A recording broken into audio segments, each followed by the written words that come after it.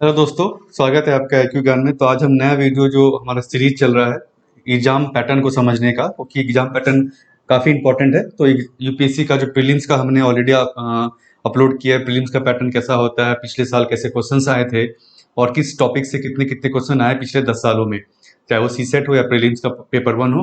उसके अलावा मेंस का भी जो हमने अपलोड किया है कि मेंस के अलावा जो पेपर जो होते हैं, कंपलसरी लैंग्वेज पेपर हो या एसे का पेपर हो या जनरल स्टडीज का पेपर हो, तो उनमें कितने कितने क्वेश्चंस किस साल पूछे गए किस टॉपिक से, और उसको सारे हमने एनालाइज किया है। और सिलेबस जो डिटेल में हमने एनालिसिस किया है कि उसमें सिलेबस एग्जैक्टली क्या कहता है, क्योंकि सिलेबस अगर आपको पता नहीं होगा तो आप जब जो करंट अफेयर्स पढ़ रहे हैं या जो बाकी आप जो आइटम्स पढ़ रहे हैं, न्यूज आइटम्स पढ़ रहे हैं, मैगजीन्स पढ़ रहे हैं, तो उसको आप कोरिलेट नहीं कर पाएंगे किस पेपर से वो बिलोंग करता है और किस जो नोट्स बनाना, बेसिकली आपको पेपर वाइज नोट्स बनाने चाहिए। तो वो नोट्स जब तक आपको सिलेबस पता नहीं हो तब तक आप उस हिसाब से नोट्स बना नहीं पाएंगे और रिवीजन जो आपका उस हिसाब से अच्छा नहीं हो पाएगा। तो सिलेबस को समझना सबसे ज़्यादा जरूरी है और एग्जाम पैटर्न को समझना सबसे जरूरी है। तो उसका ऑलरेडी हमने वीडियो अपलोड कर रखा है इसी प्लेलिस्ट में। तो उसको वीडियो अगर आपने नहीं देखा तो उसको जरूर आप देखें इस वीडियो के पहले। आ, उसको देख करके आप समझ पाएंगे एग्जाम कैसा है। अगर आप नए हैं बेसिकली तो उस यूपीएससी एग्जाम को समझने में आपको आसानी होगी। इस वीडियो में जो है एनसीईआरटी बुक्स पे चर्चा करेंगे। जैसा कि आप जानते होंगे काफ़ी इंपॉर्टेंट रोल होता है एनसीईआरटी बुक्स का। बहुत बार लोग जो है नज़रअंदाज कर देते हैं इसको, कोचिंग के नोट्स पे ज़्यादा डिपेंडेंट होते हैं। तो उसको छोड़ के ज़्यादातर आपको एनसीईआरटी बुक्स जो है वो ज़्यादा इंपॉर्टेंट है। और मेरा कहना है कि एनसीईआरटी बुक्स आप खुद ही पढ़े। एनसीईआरटी का बहुत सारा जिस्ट भी अवेलेबल है कोचिंग इंस्टीट्यूट के द्वारा, या बहुत सारे जो शॉर्ट नोट्स अवेलेबल है एनसीईआरटी के, उसको ना पढ़े, आप खुद ही एनसीईआरटी का बहुत सारे पीडीएफ जो है आपको ऑनलाइन भी अवेलेबल है। तो फ्रीली जो है उस वीडियोस पीडीएफ अवेलेबल है, उसको आप पढ़ें, उसका नोट्स बनाएं एनसीईआरटी बुक्स का। तो उसको कौन कौन सा किताबें आपको पढ़नी है, किस क्लास की पढ़नी है, ओल्ड एनसीईआरटी पढ़ना है या न्यू एनसीईआरटी पढ़ना है, तो वो सारा कुछ हमने इस वीडियो में डिटेल में बताया है। तो इस वीडियो को आप देखें लास्ट तक में। और अगर आप चैनल पे नए हैं तो सब्सक्राइब करना मत भूलें। सब्सक्राइब अगर आप करेंगे, हमारा सब्सक्राइबर बेस अगर बढ़ेगा तो हमें एक मोटिवेशन मिलेगा, हम और भी वीडियोज इसको लेकर के आएंगे इसी चीज़ पर। और बाकी जो हमारा टॉपिक्स पे हमारा ऑलरेडी वीडियोज है जिसका डिस्क्रिप्शन में हमने लिंक दिया हुआ है, जैसे कि इंडियन इकोनॉमी का है, आपका बैंकिंग सिस्टम है, बैंकिंग रिफॉर्म्स हो गया, आपका जुडिशरी को लेकर के है, जुडिशियल रिव्यू हो या कॉलेजियम सिस्टम हो, तो वो सारे एनसीईआरटी पे हमारा ऑलरेडी वीडियोज है। और डेली हमारा Hindu newspaper current affair analysis आप अपलोड होता है सुबह में, तो उसको भी आप जरूर देखेंगे अगर आपने नहीं देखा है तो आइए फ्रेंड्स इसको स्टार्ट करते हैं। और इस चैनल को आप सब्सक्राइब करना मत भूलें, और वीडियो अगर आपको अच्छा लगे तो दोस्तों के साथ शेयर करें उसको और लाइक करें। तो सब्जेक्ट अगर हम बात करें कौन कौन सा कवर कवर कर सकते हैं आप एनसीईआरटी से, वैसे तो सारे कवर्स पे होते हैं, लेकिन जो मोटा जो इंपॉर्टेंट है उसको ही हमने यहाँ पे देखा है। बाकी अगर आप बहुत सारे कोचिंग इंस्टीट्यूट में देखें या ऑनलाइन अगर आप देखेंगे तो कहा जाता है कि सारे एनसीईआरटी आप पढ़ लीजिए, तो उतना इंपॉर्टेंट नहीं है, बहुत सारे एनसीईआरटी उतनी इंपॉर्टेंट नहीं है। तो उसको हमने रखा नहीं जाता इंपॉर्टेंट, जो इंपॉर्टेंट उतना नहीं है, जो जो इंपॉर्टेंट है उसी एनसीईआरटी को उसी सब्जेक्ट्स का हमने यहाँ पर हम स्टडी करेंगे। तो आर्ट एंड कल्चर हो गया आपका, जो हिस्ट्री का एक पार्ट एक तरह से पेपर वन में भी आता है, जीएस के पेपर वन में भी और प्रीलिम्स में भी पूछा आता है। हिस्ट्री की बात करते हैं एंशियंट और मॉडर्न हिस्ट्री और वर्ल्ड हिस्ट्री। मेडिवल हिस्ट्री को हमने यहाँ पे नहीं रखा क्योंकि मेडिवल हिस्ट्री जो उतना इंपॉर्टेंट सच कहा जाए तो नहीं है, मेंस में तो काफ़ी कम आते हैं और प्रीलिम्स में भी उससे रिलेटेड बहुत कम सवाल आते हैं। तो उस पर अगर हम आप उसको छोड़ सकते हैं, क्योंकि अगर हम टाइम को देखें जितना टाइम कंज्यूम होता है उसको रटने में और उसको पढ़ने में, उससे अच्छा आप दूसरी चीज़ सब्जेक्ट पे फोकस करेंगे तो आप ज़्यादा मार्क्स स्कोर कर पाएंगे। इसीलिए हम इसको यहाँ पर नहीं रखा। अदरवाइज एनसीईआरटी का आपका मेडिवल हिस्ट्री की भी किताब आती है ओल्ड एनसीईआरटी में, उसको भी आप पढ़ सकते हैं। ज्योग्राफी को हम देखेंगे इकोनॉमिक्स, इंडियन पॉलिटी और कॉन्स्टिट्यूशन ऑफ इंडिया, सोसाइटी जो आपका जीएस पेपर वन में भी है और आपका फिल्म्स में भी है, इंटरनेशनल रिलेशंस, फॉरेन पॉलिसी का बेसिक कहाँ से आप पढ़ सकते हैं वो चीज़ इसमें हम देखेंगे एनसीईआरटी के थ्रू, और इन्वायरमेंट। और साइंस का भी हमने एक दो पॉइंट रखा है, जैसे बायोलॉजी आपका हो गया, उसको आप पढ़ सकते हैं, लेकिन उतना साइंस जो है एनसीईआरटी से पढ़ने की जरूरत नहीं है आपको, क्योंकि जो पूछा जाता है ज़्यादातर वो प्रीलिम्स में भी अगर पूछा जाता है और मेंस में भी जो पेपर थ्री में पूछा जाता है वो करंट रिलेटेड होता है, तो उसको आप न्यूज़पेपर से अगर कवर करेंगे तो वो ज़्यादा आपका बेनिफिशियल रहेगा। एनसीईआरटी जो है बेसिकली बेसिक अंडरस्टैंडिंग के लिए ज़्यादा जरूरी है। इसीलिए साइंस को भी, जैसे बहुत लोग कहते हैं कि हम 6 to 12 जो है आप साइंस को पढ़े, बायोलॉजी केमिस्ट्री फिजिक्स, मेरे हिसाब से वो जरूरी नहीं है, क्योंकि वो बेसिक चीज़ें आपको पूछी नहीं जाती है और जनरली तो 10th क्लास के पूछे भी जाते हैं अगर, तो आपको पता होता है और करंट अफेयर में ऑलरेडी वो कवर हो जाता है। तो साइंस को आप छोड़ सकते हैं। तो आर्ट एंड कल्चर की बात करें तो ये दो किताबें हैं। एक आपका क्लास 11 का जो है फाइन आर्ट्स की किताब है introduction to Indian art, part 1 इसको आप पढ़ सकते हैं, और ना living craft tradition of India, ये इसमें चैप्टर 9 और 10 आपको सिर्फ पढ़ने की जरूरत है, लास्ट के चैप्टर से। तो इसको आपको heritage text book of heritage craft, ये दूसरा स्ट्रीम एक तरह से 11 क्लास में। फाइन आर्ट अलग स्ट्रीम है, अलग पढ़ाई होती है उसकी, और हेरिटेज क्राफ्ट अलग स्ट्रीम है। तो इसकी किताबें आपको ऑनलाइन मिल जाएगी, ऑनलाइन एनसीईआरटी के वेबसाइट पे, पोर्टल पे अवेलेबल है, उसको आप डाउनलोड करके पढ़ सकते हैं। तो इसका नोट्स बनाना जो मत भूले। इस एनसीईआरटी को पढ़ना कैसे है उसको भी हमने लास्ट में कवर किया है, कि कैसे आप उसको एनसीईआरटी को कवर करें, उस चीज को कैसे आप पढ़ें। तो ये 2 किताबें हो गई, इसको आप नोट डाउन करते रहें, ऐसा नहीं आप वीडियो देखेंगे तो इसको आप नोट डाउन करते रहें, ताकि आपको जो पता चल जाए कि कौन कौन सी किताबें बाद में पढ़नी, आप उसको रेफर कर सकते हैं। एंशिएंट इंडिया की बात करें, एंशिएंट हिस्ट्री की बात करें, तो है ना हिस्ट्री जो क्लास 11 का ओल्ड एनसीईआरटी टेक्स्ट बुक है आपका एंशिएंट इंडिया का ये, और तमिलनाडु का टेक्स्ट बुक जो है वो भी काफी अच्छा माना जाता है 11th स्टैंडर्ड का हिस्ट्री की। तो इन दोनों को आप रेफर कर सकते हैं, जो इंपॉर्टेंट है आपका, जो कवर समझ में नहीं आया तो वो आप यहाँ पे भी रेफर कर सकते हैं। मॉडर्न हिस्ट्री की बात करें तो एक तो अपन स्पेक्ट्रम की किताबें पढ़ते ही हैं, उसके अलावा जो एनसीईआरटी की अगर हम बात करें तो मॉडर्न इंडिया ओल्ड एनसीईआरटी की किताब है ये, आई थिंक बिपिन चंद्रा की द्वारा लिखी हुई है।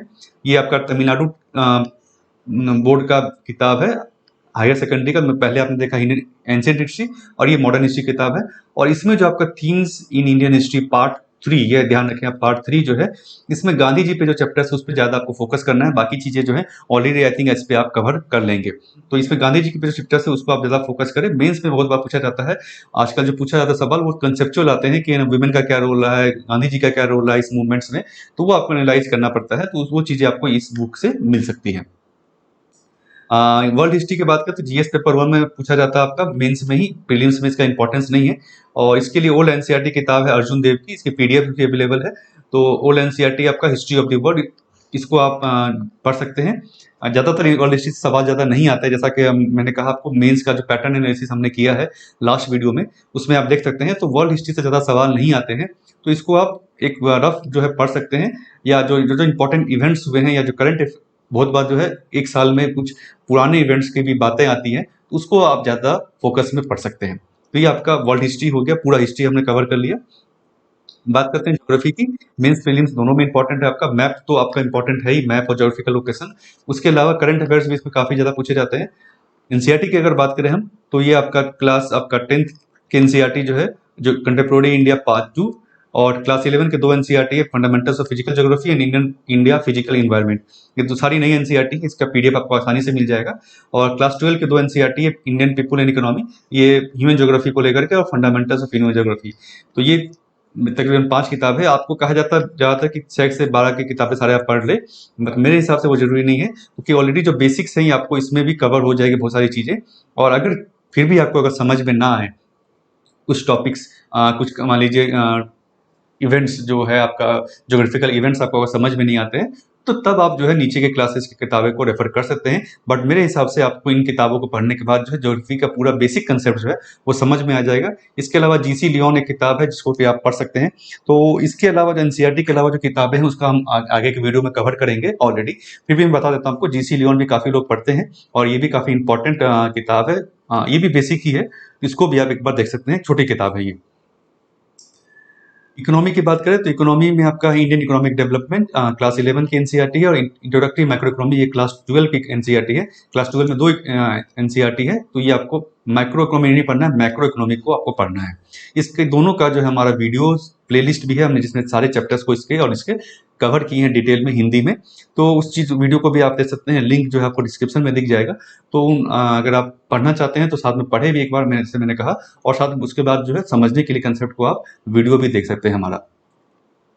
पॉलिटी और कॉन्स्टिट्यूशन की बात करें तो लक्ष्मीकांत तो है, ये जो नॉर्मल बुक है आपका। एनसीईआरटी की अगर हम बात करें तो इंडियन कॉन्स्टिट्यूशन नेटवर्क, ये काफी इंपॉर्टेंट किताब है क्लास 11 की। और पॉलिटिकल थ्योरी जो है ये भी क्लास 11 की किताब है। और क्लास 12 की अगर बात करें तो पॉलिटिक्स इंडिया सिंस इंडिपेंडेंस, ये इंडिपेंडेंस के बाद की बात इसमें बातें कही गई है, जो कि आपका जीएस पेपर 1 में काफी बार एक इंपॉर्टेंट टॉपिक है ये, तो उससे रिलेटेड आप इससे पढ़ सकते हैं। इंडियन कॉन्स्टिट्यूशन एंड वर्क का हमने जो है हमारा वीडियो भी है, डिटेल वीडियो है, सारे चैप्टर्स को हमने अलग अलग कवर किया है, तो उसको भी आप देख सकते हैं अगर आपको कंफ्यूजन हो तो। सोसाइटी की बात करें जो कि जीएस पेपर 1 में ही आपका एक कंसेप्ट है, आपका टॉपिक है, उसके लिए सोशियोलॉजी के जो लोग हैं वो तो पढ़ते ही होंगे, तो उसके अलावा जिनका सोशियोलॉजी ऑप्शन नहीं भी है वो भी इन चीज़ों किताबों को पढ़ सकते हैं। एक है अंडरस्टैंडिंग सोसाइटी क्लास 11 की, और क्लास 12 की 2 एनसीईआरटी किताबें हैं, social change and development in India और इंडियन सोसाइटी क्लास 12। तो दोनों ही जो आपकी क्लास 12 की किताबें हैं, ये सारा जो किताबें हमने बताई, ये सारी चीज़ें जो है बेसिक अंडरस्टैंडिंग आपको देगी, और बहुत सारे जो क्वेश्चन प्रीलिम्स में बेसिक आते हैं आपको, और मेंस में भी कुछ कुछ हम कहें इन टॉपिक से, जैसे आपका हो गया, तो बेसिक कॉन्सेप्ट्स भी आते हैं जिसको कि आप आंसर कर पाएंगे। फॉरेन पॉलिसी इंटरनेशनल रिलेशन की बात करें तो इसमें जो आपका करंट ज़्यादा इंपॉर्टेंट होता है इंटरनेशनल रिलेशन फॉरेन पॉलिसी में, मोस्टली यही करंट अफेयर इंपॉर्टेंट होता है। लेकिन किसी जो है रिलेशन को, एक बायलैटरल रिलेशन को समझने के लिए तो आप या तो कोचिंग के नोट्स को रेफर कर सकते हैं, या फिर एनसीईआरटी की 2 किताबें हैं, कंटेम्पोरेरी वर्ल्ड पॉलिटिक्स और पॉलिटिक्स इन नेशंस इंडिपेंडेंस, जो हमने हिस्ट्री में भी देखा अभी। तो इन दोनों को आप रेफर कर सकते हैं। ये आपको बेसिक जो है बायलैटरल रिलेशंस कहाँ से स्टार्ट हुआ, इंडिया का किसी के साथ रिलेशन कैसे स्टार्ट हुआ, इसमें जो आपको फॉरेन पॉलिसी पढ़ने की जरूरत है, ज़्यादातर फॉरेन पॉलिसी का टॉपिक्स है, उसको आपको पढ़ने की जरूरत है। बाकी चीज़ तो हमने हिस्ट्री में ऑलरेडी कवर किया है। तो इससे जो आपका एक रिलेशन, जो बायलैटरल रिलेशन इंडिया का, ऐसे फॉरेन पॉलिसी आपका जो स्टार्टिंग में था, नाम जैसे हो गया, मूवमेंट्स हो गए, और आपका कोल्ड वॉर के समय में इंडिया का जो पॉलिसी था वो न्यूक्लियर प्रोग्राम जो है इंडिया का, न्यूक्लियर पॉलिसी जो है, तो ये सब चीज़ें बेसिकली समझ में आपको आसान होगी इन किताबों से। बाकी उस पर एड ऑन जो है आप करंट अफेयर से कर सकते हैं। तो कोई आंसर लिखने आता है तो बेसिक अंडरस्टैंडिंग आपका उस टॉपिक की है, आप आंसर को अच्छे से लिख पाएंगे। इन्वायरमेंट की बात करें तो कुछ खास इंपॉर्टेंट नहीं है आपका एनसीईआरटी में, बट क्लास 12 की ये बायोलॉजी किताब जो है, इसके 4 लास्ट चैप्टर जो है आपको पढ़ने की जरूरत है। Organism and population, ecosystem, biodiversity and conservation and environmental issues. तो ये 4 चैप्टर जो लास्ट के इकोलॉजी को लेकर के है, इसको आप पढ़ सकते हैं इस किताब की। साइंस की जैसे हमने कहा हम बात नहीं कर रहे हैं, तो साइंस वाले रेफर करते हैं इस किताब को, बायोलॉजी की भी, साइंस के लिए, केमिस्ट्री की भी, फिजिक्स की भी। तो जैसे मैंने कहा कि साइंस को लेकर के आपको एनसीईआरटी या किताबें पढ़ने की जरूरत नहीं है, वो आपका करंट अफेयर से ही कोरिलेट हो जाएगा, उससे आप आंसर कर पाएंगे उस चीज़ों को। तो फ्रेंड्स, एनसीईआरटी इंपॉर्टेंट क्यों है, ये तो हमने किताबें देख ली। तो सिंपल, जैसे हमने कहा सिंपल लैंग्वेज है, बेसिक अंडरस्टैंडिंग अगर हम कहें तो क्लास 11 और 12 की किताबें ज़्यादातर हमने देखी है। तो इनको पढ़ाने के लिए जो है वो किताबें लिखी गई हैं। तो वो आपको बेसिक है, आपका अंडरस्टैंडिंग सिंपल लैंग्वेज में, जो कि कोई भी समझ सकता है। अगर आपकी इंग्लिश उतनी अच्छी नहीं है तब भी आप उसको समझ सकते हैं आसानी से।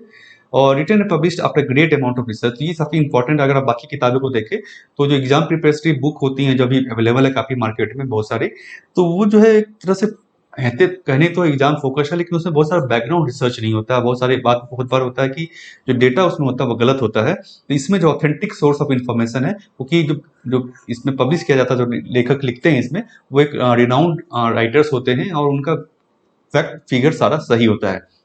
इसके अलावा कंसेप्ट, जैसे मैंने कहा कि बेसिक ये किताबें हैं, तो बेसिक कंसेप्ट जो आपको यहाँ मिल समझ पाएंगे आप, वो बाकी किसी भी किताब में आप वो समझ नहीं पाएंगे। तो यहाँ पे बेसिक कंसेप्ट समझ आपको आसानी से समझ में आएगा। स्पेशली अगर मैं बात करूँ ज्योग्राफी की किताबें की बात करूँ, पॉलिटी में भी अगर आपको समझना है कुछ चीज़ को, तो यहाँ पे आप बहुत कुछ समझ सकते हैं। इकोनॉमिक्स में भी जो किताब मैंने बताया आपको, अंडरस्टैंडिंग माइक्रो इकोनॉमी जो है आपका क्लास 12 की, उससे आप बेसिक चीज़ें, जैसे जीडीपी कैसे कैलकुलेट होता है, बजट क्या होता है, आपका नेशनल इनकम क्या होता है, तो वो चीज़ें बेसिकली जो है यहाँ पे आपको काफ़ी अच्छे से समझ में आएगी। Well framed manner, they start with basics and go on higher level unlike many other books. तो ये जानते हैं बच्चों को कैसे पढ़ाना है, तो बेसिक से स्टार्ट होते हैं, धीरे धीरे वो मूव करते हैं। Standard book for all exams and question there in also reliable. और बहुत बार जो है ये क्वेश्चन यहाँ पे अच्छे होते हैं। एक्सरसाइज को भी आपको करने की जरूरत है, मैं बताऊंगा अभी कैसे एनसीईआरटी को पढ़ना है। और स्टैंडर्ड बुक से सारे एग्जाम्स के लिए तो क्वेश्चंस अगर आप देखें डायरेक्टली यूपीएससी के प्रीलिम्स पे बहुत बार एनसीईआरटी से डायरेक्ट क्वेश्चंस आते हैं, तो इसको आपको पढ़ना समझना बहुत ही जरूरी है। कैसे अब एनसीईआरटी पढ़ें हम अच्छे से, पहला मेथड सबसे अच्छा, जो एनसीईआरटी सब्जेक्ट वाइज आप पढ़ें। जैसे मैंने कहा इकोनॉमिक्स के लिए ये पढ़ना, आपको ज्योग्राफी के लिए ये पढ़ना है, तो उस सब्जेक्ट के एनसीईआरटी को आप पढ़ें। बहुत लोग जो क्लास वाइज पढ़ते हैं कि ठीक हमने क्लास 10 से शुरू किया तो क्लास 10 की सारी एनसीईआरटी हमने पढ़ डाली, फिर क्लास 11 में पढ़ी, तो उससे आप मिक्सअप कराते हैं। बेसिकली हिस्ट्री पढ़ लिया आपने, ज्योग्राफी पढ़ लिया। अगर आप सब्जेक्ट पर जाएंगे तो अच्छा होगा आपके लिए, क्योंकि एक सब्जेक्ट का आपने क्लास 10 का एनसीईआरटी पढ़ा, फिर क्लास 11 का उसका एनसीईआरटी पढ़ा, फिर क्लास 12 का एनसीईआरटी पढ़ा, जो जो एनसीईआरटी जरूरी है। तो सब्जेक्ट वाइज आप जाएं, उससे आपका कंसेप्ट ज़्यादा क्लियर होगा और इन्फॉर्मेशन आप अच्छे से रख पाएंगे। क्योंकि क्लास 10 का जो एनसीईआरटी वो ज़्यादा बेसिक होगा, क्लास 11 के अगर आपको पढ़नी है तो थोड़ा थोड़ा एडवांस होगा आपका, और क्लास 12 का उससे ज़्यादा एडवांस होगा। इस तरह से आप उस कंसेप्ट को पूरी तरह से ग्रैस्प कर पाएंगे। जो कंसेप्ट आपका 10th में भी बताया गया है वो 11th में भी बताया जाएगा, लेकिन एक अलग लेवल से। पहली रीडिंग में आप कंसेप्ट को क्लियर करने की कोशिश करें किसी भी टॉपिक का। दूसरी रीडिंग में आप उसका नोट्स बना सकते हैं या बुक में ही हाईलाइट कर सकते हैं, जैसा कि बहुत लोग करते हैं, बुक्स में ही आप हाईलाइट करते हैं। लेकिन अगर आप पीडीएफ में पढ़ रहे हैं तो पीडीएफ में भी आप ऑनलाइन हाईलाइट कर सकते हैं, या फिर उसका कॉपी करके आप एवर नोट, आपका ऑनलाइन नोट्स बुक है, या फिर वन नोट जो है आपका कंप्यूटर में या वर्ड में, आप उसको बना सकते हैं। Do not skip any part of the chapter. बहुत बार लोग क्या करते हैं, कुछ चैप्टर का पार्ट को छोड़ देते हैं कि नहीं ये तो ठीक नहीं, पूरा आपको पढ़ना है। अब भले आप जल्दी उसको पढ़ लें, either because generally chapter to be understood require knowledge from previous chapters topic. तो चैप्टर को आपको मिस नहीं करना है, क्योंकि चैप्टर जो वहाँ पे बनाए गए हैं, बताए गए हैं, वो एक चैप्टर से दूसरा चैप्टर को रिलेटेड होता है बहुत बार। फिर आपको सॉल्व करना है हर क्वेश्चन को in exercise following the chapter. जो एक्सरसाइज दिया रहता है, in case you are able to solve the problems, तो उसको आप चैप्टर को फिर से पढ़ें, उस कंसेप्ट को फिर से पढ़ें। अगर आप प्रॉब्लम आपको कुछ डिफिकल्टी हो रही है सॉल्व करने में, तो सब्जेक्टिव क्वेश्चंस भी रहते हैं उसमें, तो उसको आप आंसर लिखने की कोशिश करें। ब्रॉड फ्रेमवर्क में लिखने की कोशिश करें, डिटेल में आपको आंसर लिखना नहीं है। ब्रॉडली जो है क्या इंट्रोडक्शन होना चाहिए, क्या बॉडी होनी चाहिए, वो आप लिखने की कोशिश करें उस सब्जेक्टिव क्वेश्चंस का भी। Work on your notes and make them concise and crisp. जैसा कि आप बाकी सब्जेक्ट के लिए करते हैं, ऑप्शनल के लिए करते हैं, तो उसको आप जो अपने नोट्स पहली रीडिंग में, सेकंड रीडिंग में बनाए हैं, उसको और छोटा करने की कोशिश करें, और छोटा करें, और छोटा करें, ताकि जो आपका बाद में आप रिवाइज कर सके बहुत कम समय में। ताकि अगर आपका नोट्स 1 पेज का होगा या फिर आपका नोट अगर 10 पेज का है, तो उस दोनों केस में कंपेयर करें तो 1 पेज का नोट आप जल्द से जल्द रिवाइज कर पाएंगे। एग्जाम के एक दिन पहले भी, एक रात पहले भी आप आधे घंटे में उसको रिवाइज कर सकते हैं। फाइनली कोरिलेट करें, जो करंट अफेयर्स आप पढ़ रहे हैं, जो न्यूज़पेपर आप पढ़ रहे हैं, उससे जो इवेंट्स को आप कोरिलेट करने की कोशिश करें, जो अपने कंसेप्ट पढ़ा है ऑलरेडी। जैसे कि आपने पॉवर्टी के ऊपर पढ़ा, अगर तो न्यूज अगर गवर्नमेंट की स्कीम्स को आई है पॉवर्टी एलिवेशन, तो आप ट्राई करें उसको रिवाइज करने के कंसेप्ट को, और पॉवर्टी क्या मतलब है, पॉवर्टी के लिए क्या कमिटीज बनी गई हैं, ये सारी चीजें आप कोरिलेट करने की कोशिश करें। जो नई स्कीम आई है, गवर्नमेंट स्कीम लाई है, तो गवर्नमेंट का क्या कहना है, पॉवर्टी कितनी है, डेटा आप यहाँ से ले सकते हैं, पुराना डेटा ले सकते हैं, आप भी एनालाइज कर सकते हैं अपने आंसर में कि भाई डेट इस हिसाब से पॉवर्टी कम हुई है, हेड काउंट कम हुआ है, पॉवर्टी रेशियो कम हुआ है, रिलेटिव पॉवर्टी क्या होता है, एब्सोल्यूट पॉवर्टी क्या होता है। तो ये सारी चीजें जो है आपको, ये डिफिनेशन जो आपको एनसीईआरटी में मिल जाएगा, और करंट इवेंट में आपको सिर्फ जो है उससे रिलेटेड प्रोग्राम्स या स्कीम्स मिलेगी। तो आप दोनों चीजों को कोरिलेट करके अपने नोट्स को जो है और अच्छा कर सकते हैं। तो फ्रेंड्स, ये था एनसीईआरटी को पढ़ने का तरीका। कुछ एनसीईआरटी जैसे हमने कहा वीडियो ऑलरेडी हमारा है, तो उसको आप देख सकते हैं। और अदरवाइज बहुत सारे एनसीईआरटी पीडीएफ अवेलेबल है, आपको खर्च करने की ज़्यादा जरूरत नहीं है। अगर आप कंप्यूटर पे पढ़ सकते हैं तो आप पीडीएफ डाउनलोड करके आप पढ़ सकते हैं उसको, या प्रिंट आउट लेकर के आप पढ़ लें, और उसका नोट्स जरूर बनाएं। और चैनल को जरूर आप सब्सक्राइब करें, अगर आपने सब्सक्राइब नहीं किया है तो सब्सक्राइब करने के बाद आप बेल आइकन को दबाएं, ताकि आपको जो वीडियो हम अपलोड करेंगे समय समय पर उसका आपको नोटिफिकेशन आ जाएगा। और जो हमारा ऑलरेडी वीडियो है, हमारा एनसीईआरटी पे हो या फिर पॉलिटी पे हो, आपका जो हिंदू न्यूज़पेपर एनालिसिस है, उसको आप जरूर देखें। Thank you friends.